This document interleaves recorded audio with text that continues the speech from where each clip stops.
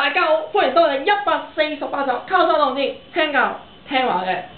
嗱，香港都姓黃嘅人啦，不過咧我哋最勁嗰個咩阿黃仁龍啊嘛，阿黃仁龍點勁都唔夠阿黃大仙勁啦，係咪？黃大仙廟咁啊幾鬼多人去啊，日日都香火鼎盛咁樣，係咪幾鬼多人去？阿黃仁東你行埋一邊啦，你同黃大仙比，所以黃仁龍好似話係咩中華基督教報道會送頭啊，話香港人咧淨係識黃大仙嘅啫，唔識上帝嘅，會奇怪嘅冇辦法噶嘛，咁黃大仙廟呢啲咧直情咧啲外國人嚟到一定要去一去啊，跟住咧啲大陸嘅自由行嚟都有要嚟去一去啊，同車公廟有得揮嘅不過你哋知唔知道咧？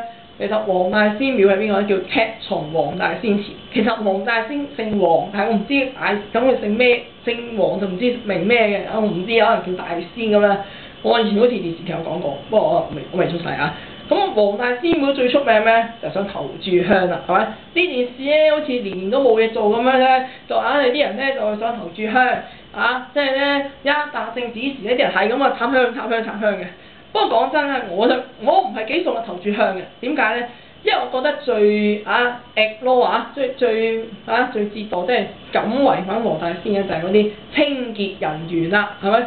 有人話啊嘛，只要你係喺嗰一年嘅農曆年初一，即係總之就係你嗰一年第一支上嘅香咧，就叫做投注香，唔係一定達成指示嘅。其實講咗好多年啦，但係點解年年啲人為咗上個投注香搞到又要又甩帽又戴泳鏡咁樣，跟住係咁衝係咪？所以我唔所謂。點解咧？因為你插完香咧，嗰啲清潔人員即刻掹手啦。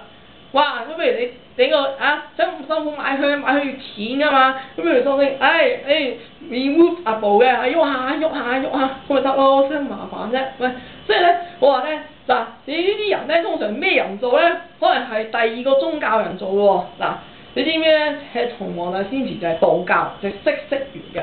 人哋都話咯，裝香咧就唔需要一定大支嘅。人哋話咧嗰啲清淨嘅只要細炷香咧，你誠心上香得㗎，唔使買大碌嘢嘅。啲大碌嗰啲咧越大支嗰啲成啲慘咧，成粒竹咁大嗰啲唔使多謝黃大仙話多謝識完都話唔使多謝，報紙講嗰個。所以人哋話咧黃大仙廟我以前都去過，哇！啲係咁去，好嘢！所以我好佩服香港人啲黃大仙精神嘅，即係咩咧？明你唔係送道教嘅，但係佢好歡迎你喎點解佢唔係送道教都？即係我覺得你去咁多人去黃大仙廟，你嗰啲真係幾人係道教徒啦，係咪？你問你嗰啲乜嗰啲親戚去黃大仙廟，你敢唔敢話自己送道教啊？